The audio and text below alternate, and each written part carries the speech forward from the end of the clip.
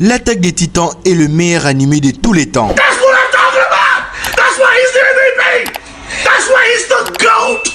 The GOAT! Vous venez de regarder la meilleure fin de tout animé confondu de l'histoire. Cette fin est exceptionnelle. Depuis 2022, les lecteurs de SK nous ont fait vraiment douter en disant que non, la fin de SNK c'est nul. Malgré tout ça, j'avais foi en cette fin, vu que déjà il arrive que les animés puissent un peu modifier des événements du manga, voire même la fin. Et pour ceux qui n'ont pas lu les scans comme moi, la fin est quasiment la même que dans le manga, à part la scène de Levi, Gabi et Falco qui étaient réunis. Le comble est que s'il y avait un ballon d'or pour donner au meilleur animé de l'année, on s'y rend peut-être pas compte, mais SNK allait nous faire une Lionel Messi en 2023 en étant juste bon dans les meilleurs moments. Cette année, certes, il y a Oshinoko, El Paradise, Jutsu Kaisen saison 2, Demon Slayer, mais avec ses 1h24, SNK peut bien prendre le ballon d'or et même prendre le trophée du meilleur animé du siècle.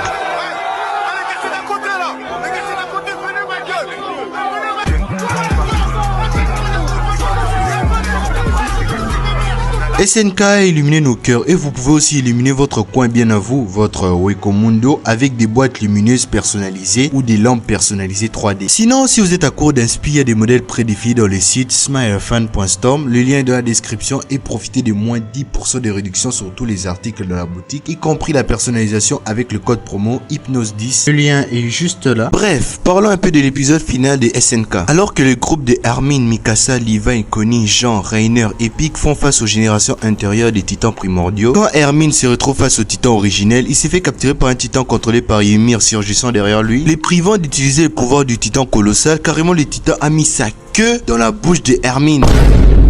Encerclé de partout, Pic prend la décision d'aller placer les explosifs sur la nuque de RN, mais s'est fait stopper net par les titans marteaux. Franchement, les talents de la découpe des Levi, c'est vraiment un tout autre niveau. Malgré leur force et à tout ça, commence à sentir vraiment pas bon. Et bien sûr, on est dans un manga. Retournement de situation, Kabi, Falco et Annie viennent en renfort pour leur sortir de là. Dans cet épisode, tout le monde a donné son maximum. Pic s'est transformé et détransformé plus d'une fois. Pendant ce temps, Hermine se retrouve dans les chemins et il retrouve Sieg. On en parle des tirs de Gabi, c'est carrément d'une précision chirurgicale. À son actif, elle a 3 tirs et 3 grinds. Sacha, Eren et les titans vaches avec une queue en langue. Hermine arrive à se libérer, mais à quelques secondes de retard, sa langue allait lui pénétrer les hucs. Et à côté, Sieg qui revient et qui salue Levi dans le mode tu m'aurais envie de me revoir. À ce moment-là, le regard de Levi, le regard du caporal Levi. Mais quand même, sur ces coups-là, Sieg a aidé en réveillant tous ceux qui étaient dans le monde du chemin, accessoirement les détenteurs des titans. Même en faisant cela, ça lui a pas empêché de se faire trancher la tête par Levi. C'était une mort douce quand même.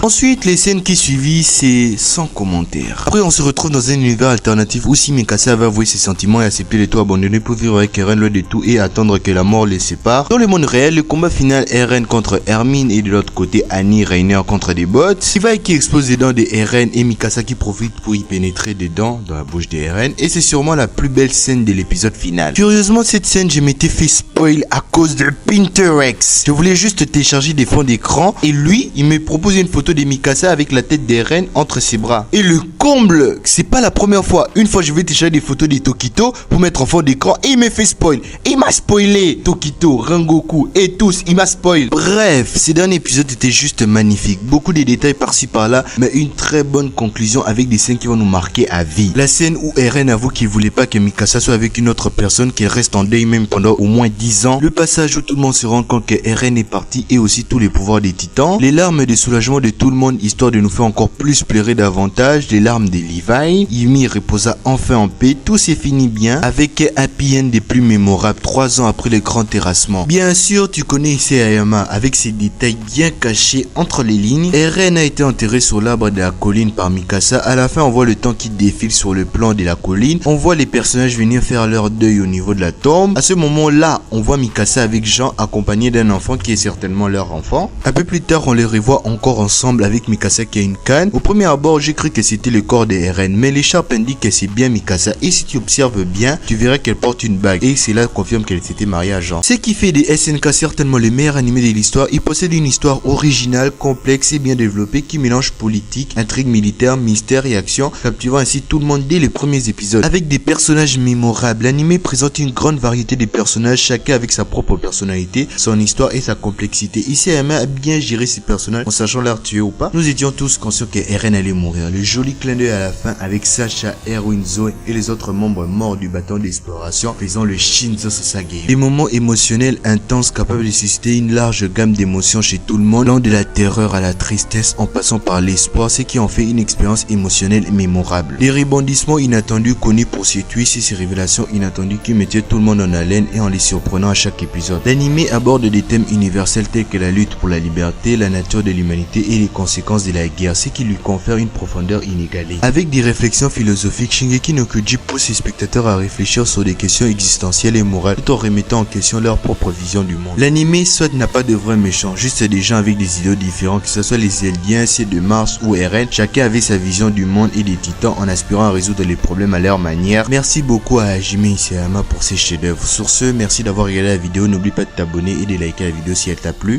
Pas de Dewa Mata aujourd'hui, mais plutôt Shinzo Sasageo. Shinzo Sasageo. Shinzo Sasageo.